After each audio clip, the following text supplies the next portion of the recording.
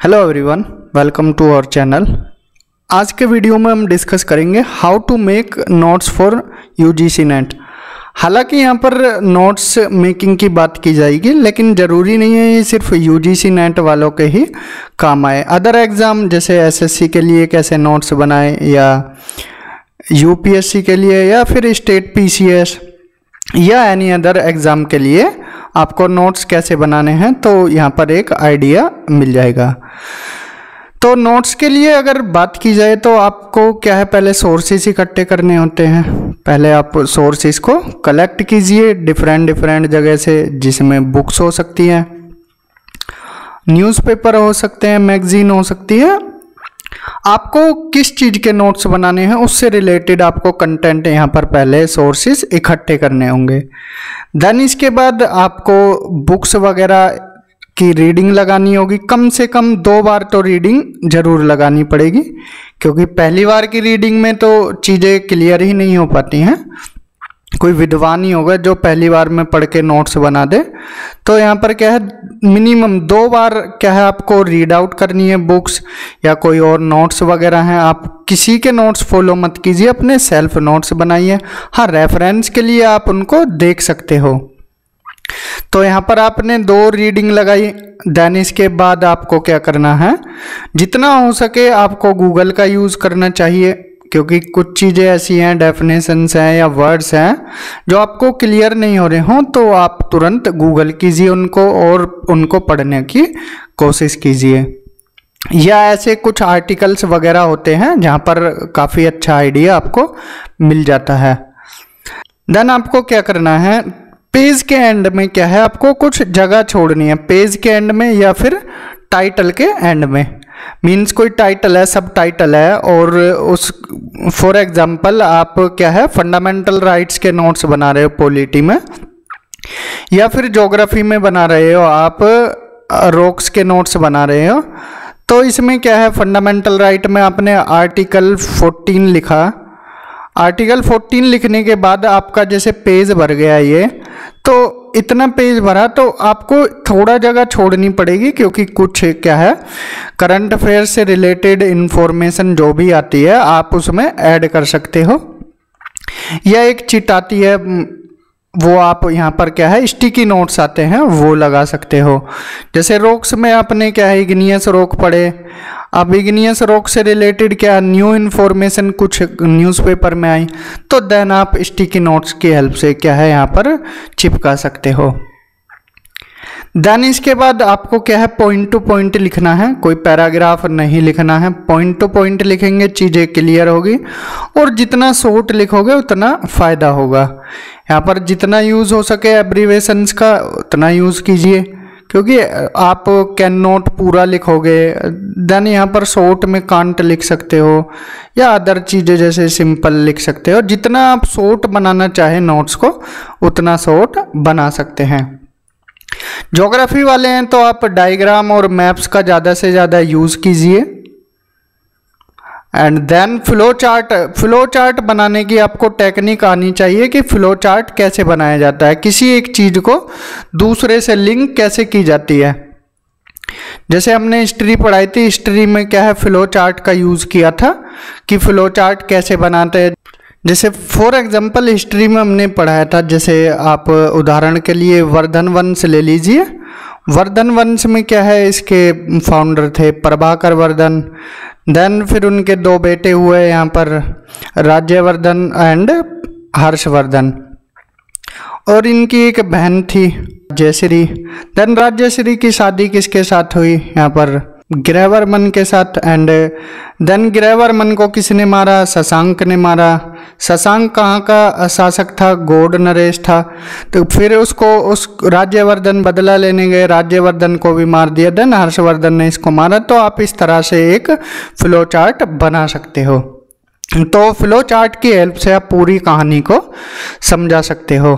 Then कोशिश कीजिए heading या फिर आपका टॉपिक ये क्या है डिफरेंट पेन से लिखा होना चाहिए। हेडिंग अगर या टॉपिक आपका क्या होगा अच्छे से हाईलाइट होगा तो चीज़ें भी आपको क्लियरली समझ आएंगी। देन कोशिश कीजिए, अगर आप पढ़ रहे हो तो उसमें क्या है, कटिंग पेस्टिंग का भी यूज़ किया गया हो। जितनी चीज़ें आप कट करके पेस्ट करते हो, जैसे आप डायग्राम क्या है ना बनाए जा रहे हो, तो आप पेस्ट कट करके कहीं से वहाँ पर पेस्ट कर सकते हो। तो इससे क्या है, चीज़ें आपको क्लियरली फिर बाद में समझ आएंगी। और नोट्स का यूज़ कहाँ होता है, फिर रिवीजन के टाइम में। मान लीजिए आपके एग्ज़ाम को क्या है 8 डेज बचे हैं, अब आपको पढ़ना है, तो आप अपने नोट्स निकाल के जब पढ़ेंगे तो आपको चीज़ें फिर क्या है ईजिली समझ आएंगी। सिर्फ एक बार आपको देखना भर होता है, तो ये नोट्स का फ़ायदा होता है।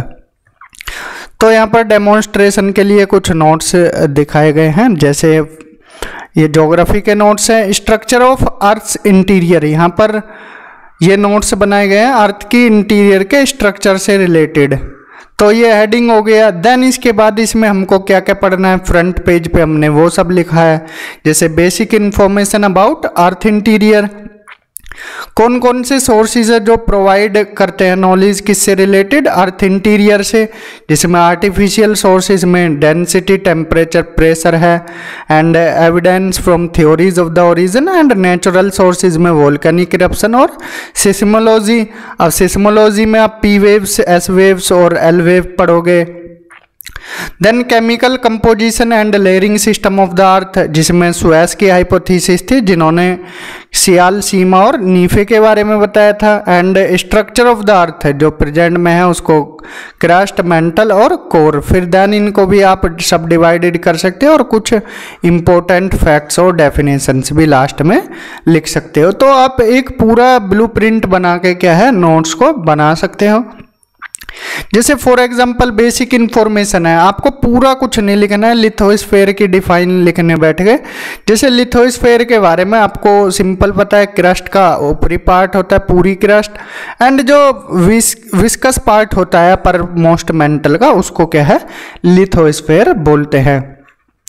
क्रस्ट की जो डेप्थ होती है वो 35 किलोमीटर, नियरली 35 किलोमीटर के आसपास होती है, और लिथोस्फेयर की 100 किलोमीटर के आसपास होती है, क्योंकि इसमें मेंटल का पार्ट भी ऐड होता है। तो आप इतना सब ये डायग्राम भी बना सकते हैं। बुक में कोई डायग्राम नहीं दिया गया है, अपनी हेल्प के लिए आप ये डायग्राम भी बना सकते हो। देन इसी में एस्थेनोस्फेयर है, अब इसको ये 100 किलोमीटर से 700 किलोमीटर तक जाती है। देन पृथ्वी का वो जोन होता है जो लिथोस्फेयर के नीचे होता है, फ्लूइड भरा हुआ होता है, कन्वेक्शन करंट यहाँ पर ही जनरेट होता है, यहाँ भी आप डायग्राम बना सकते हो। जो चीज़ें आप पढ़ रहे हो कोशिश कीजिए आप उसका डायग्राम बनाने की कोशिश कीजिए, क्योंकि बुक्स में कोई डायग्राम नहीं होते, ये आपकी जो मेंटल एबिलिटी होती है उसके थ्रू ही आप डायग्राम बना सकते हो। देन यहाँ पर सोर्सेज ऑफ इंफॉर्मेशन है वो बताए, आप पढ़ना क्या चाहते हो अर्थ इंटीरियर को उसके बारे में लिख सकते हो। देन कौन कौन से सोर्सेज है जो अर्थ इंटीरियर के बारे में इंफॉर्मेशन प्रोवाइड करते हैं, ये हमने स्टार्टिंग में बताया था। जैसे आर्टिफिशियल सोर्सेज में डेंसिटी, प्रेशर, टेम्परेचर है, थ्योरीज कौन कौन सी हैं। नेचुरल सोर्सेज में वोल्केनिज्म, अर्थक्वेक आ जाएगा। देन 1 बाय 1 फिर इनको भी आप क्या है यहाँ पर लिख दीजिए। आर्टिफिशियल सोर्सेज में जैसे डेंसिटी है, एक पेज में आप डेंसिटी के बारे में लिख दीजिए, जैसे कि फॉर्मूला आपको पता है डेंसिटी का क्या होता है, मास अपॉन में वॉल्यूम, और डायरेक्टली प्रोपोर्शनल होती है डेंसिटी मास के। तो एवरेज डेंसिटी कितनी होती है क्रस्ट की 2.8, एवरेज पूरी अर्थ की कितनी होती है 5.5, क्रस्ट की 2.8, और जो कोर होता है उसकी क्या होती है 11 ग्राम पर सेंटीमीटर क्यूब। तो ये फैक्चुअल नॉलेज, फैक्चुअल इंफॉर्मेशन आप लिख सकते हो, और ऐसा ज़रूरी नहीं है कि इंग्लिश में ही लिखना है। अगर आपको कोई चीज़ ना क्लियर हो रही हो समझने के लिए आप यहाँ पर हिंदी में भी लिख सकते हो। देन डेंसिटी के बाद प्रेशर के बारे में लिखिए। फिर प्रेशर क्या होता है, अपनी यहाँ पर अपनी सुविधा के लिए आप यहाँ पर क्या है डायग्राम भी बना सकते हो। और डेंसिटी का फॉर्मूला क्या होता है वो अभी हमने पीछे बताया था। देन यहाँ पर प्रेशर के डायरेक्टली प्रोपोर्शनल होती है, और इसके बारे में भी आप फिर लिख सकते हो। देन इसके बाद टेम्परेचर के बारे में, नीचे जाते हैं तो कितना टेम्परेचर डिक्रीज होता है, ऊपर जाते तो कितना इंक्रीज होता है, ये भी आप लिख सकते हो। नॉर्मल लैप्स रेट क्या होता है, यहाँ पर एक आप छोटा सा डब्बा बना के, बॉक्स बना के साइड में ये चीज़ें भी एक्सटर्नल इंफॉर्मेशन लिख सकते हो। और डायग्राम का जितना यूज़ किया जाए, आप डायग्राम जितना बना सकते हो उतना डायग्राम बनाइए। देन इसके बाद जैसे नेचुरल सोर्सेज है, वोल्केनिज्म की बात की गई है, आप वोल्केनो बना सकते हो। मैग्मा लावा में डिफरेंस क्या होता है आप पढ़ोगे वो भूल सकते हो, लेकिन डायग्राम अगर आपने बनाया है या लावा शो किया है या मैग्मा शो किया है तो आप कभी ज़िंदगी भर नहीं भूल सकते कि मैग्मा और लावा में क्या डिफरेंस होता है अगर आपने डायग्राम बनाया है तो। देन इसके बारे में भी आप फिर लिख दीजिए एक पेज में। Then evidence of seismology, seismology क्या होती है, सिस्मोग्राफ क्या होता है। अब देखिए यहाँ पर हम फोकस एपिसेंटर को लिखेंगे, उसको पढ़ेंगे, रट्टा लगाएंगे, उससे अच्छा एक छोटा सा आप यहाँ पर डायग्राम बना दीजिए।